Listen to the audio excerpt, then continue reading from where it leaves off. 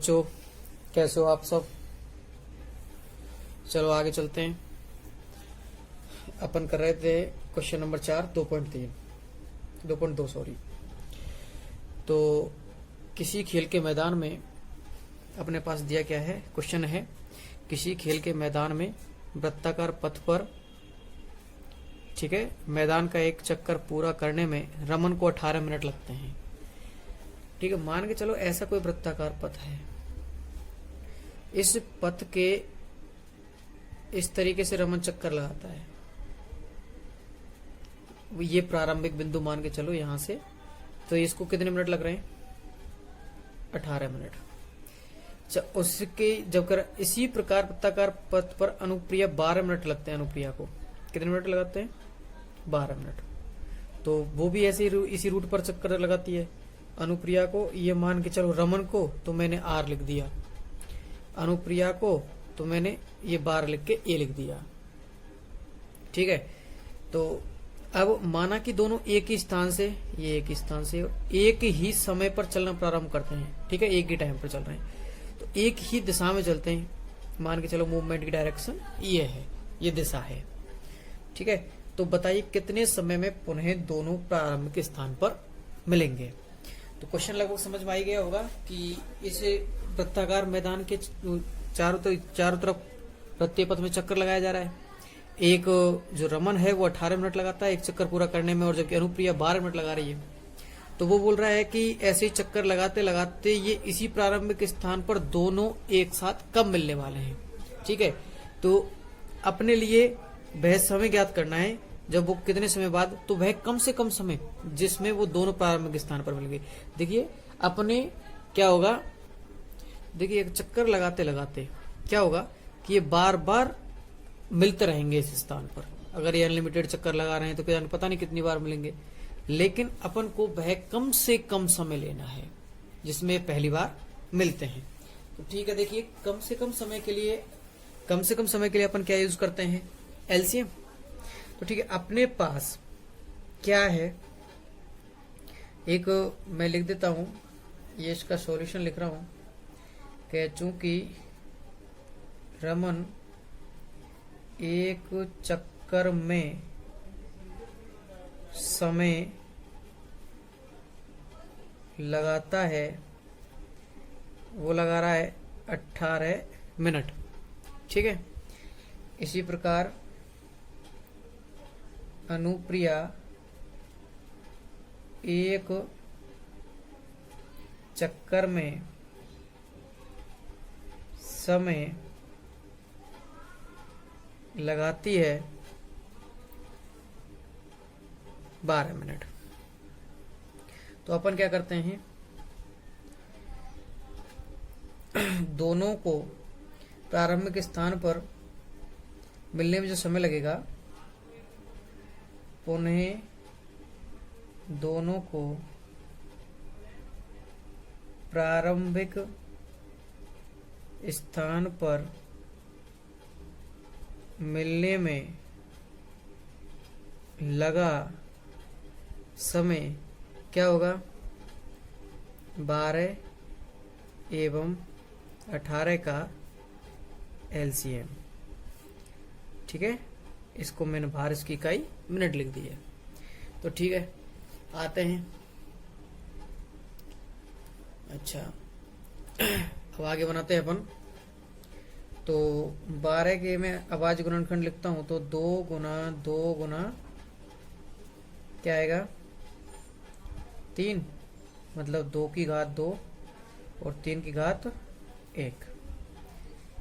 18 को मैं लिखता हूं तो 2 गुना 3 गुना 3, इसका मतलब 2 की घात 1 और 3 की घात 2। दोनों की उच्चतम घात क्या होगी, एलसीएम। तो एलसीएम के लिए बात करते हैं, तो दोनों की उच्चतम घात क्या है, 2 की घात 2 और 3 की घात 2। तो क्या आएगा, 4 गुना 9 बराबर 36। एलसीएम क्या है, 36। अतः हम कह सकते हैं कि रमन और अनुप्रिया दोनों प्रारंभ से 36 मिनट बाद मिलते हैं कहाँ, उसी स्थान पर। ठीक है, तो इसके सामने मैं 36 मिनट लिख देता हूँ, ये मिनट यहाँ पर अपन ने इकाई ले ली है। ठीक है, अब आगे चलते हैं अपन। चलो आओ अगले क्वेश्चन पर। अगला क्वेश्चन नंबर 5 अपने लिए दिया गया है कि एक संगोष्ठी में हिंदी, अंग्रेजी और गणित में भाग लेने वाले प्रतिभागियों की संख्या 60, 84 और 108 है। यदि प्रत्येक कमरे में बराबर संख्या में एक ही विषय के प्रतिभागी बैठाए जाते हैं तो आवश्यक कमरों की न्यूनतम संख्या ज्ञात कीजिए। देखिए, सबसे पहली बात क्या है कि हिंदी के मतलब एक चीज याद रखना, प्रत्येक कमरे में बराबर संख्या में बैठने। पहली बात तो इसका मतलब जिसका जो भी चीज होगी, जितनी संख्या होगी बच्चों की, उसका भाग देना है, सब में जाना चाहिए। तो वह संख्या क्या होगी, क्योंकि एक कमरे में एक ही विषय के प्रतिभागी बैठाए जाते हैं तो सब में जाना चाहिए।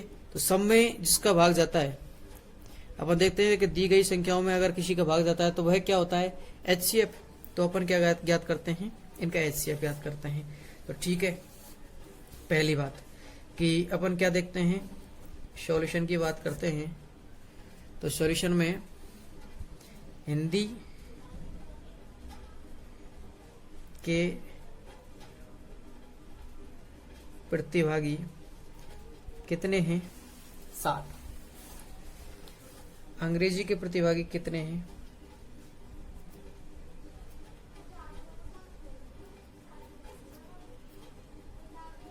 84। और गणित के प्रतिभागी कितने हैं,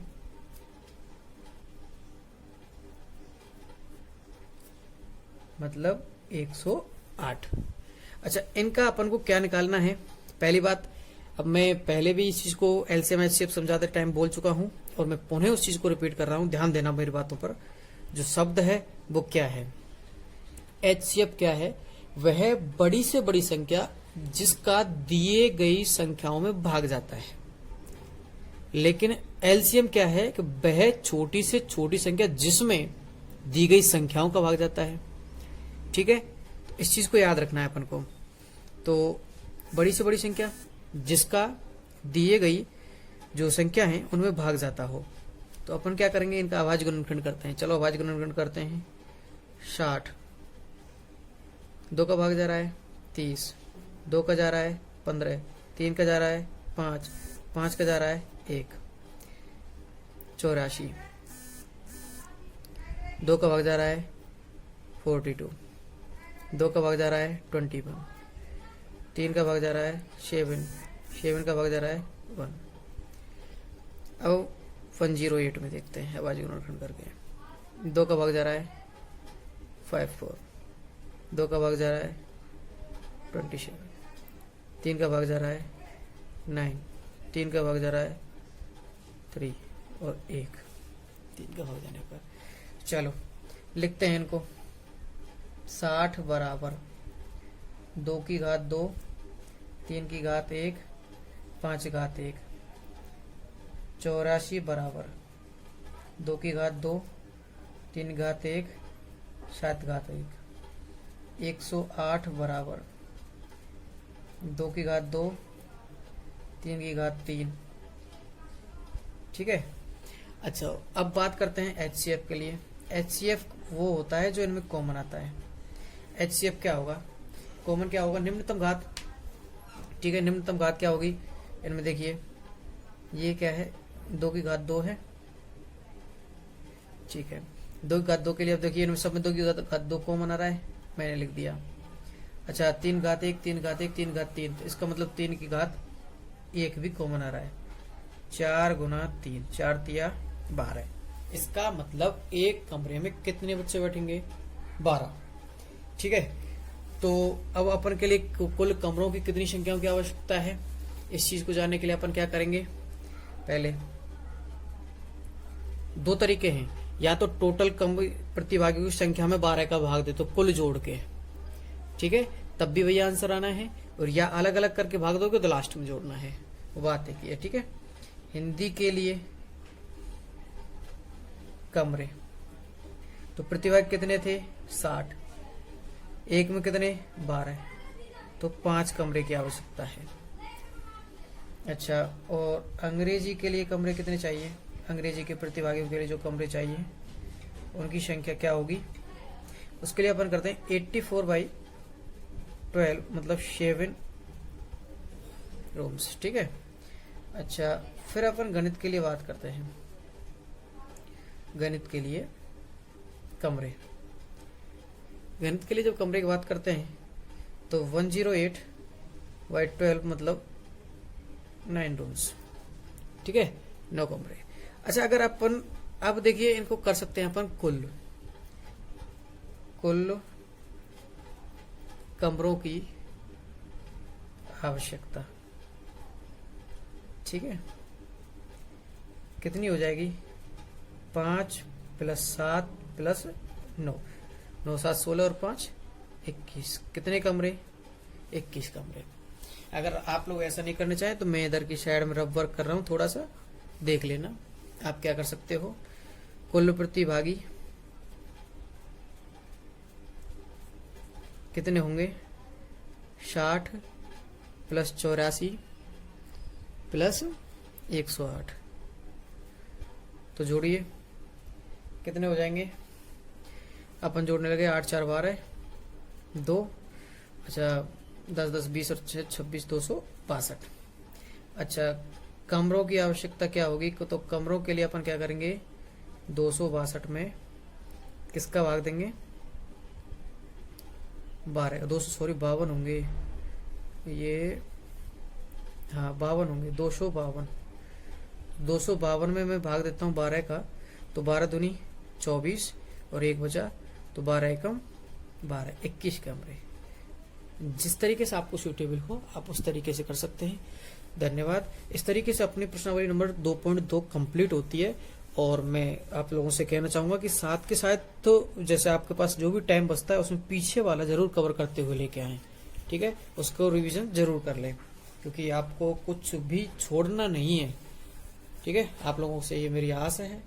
और वीडियो को लाइक करें और अपने उन सभी दोस्तों को भी शेयर करें जो इस टाइम आराम से घर बैठे हैं या उनको मैथ्स की जरूरत है उन लोगों को, ठीक है। अच्छा, धन्यवाद। और वीडियो के जो सब्सक्रिप्शन चैनल है उसको सब्सक्राइब जरूर कर लें, क्योंकि हर आने वाली वीडियो की अपडेट आप तक पहुंचती रहे। धन्यवाद।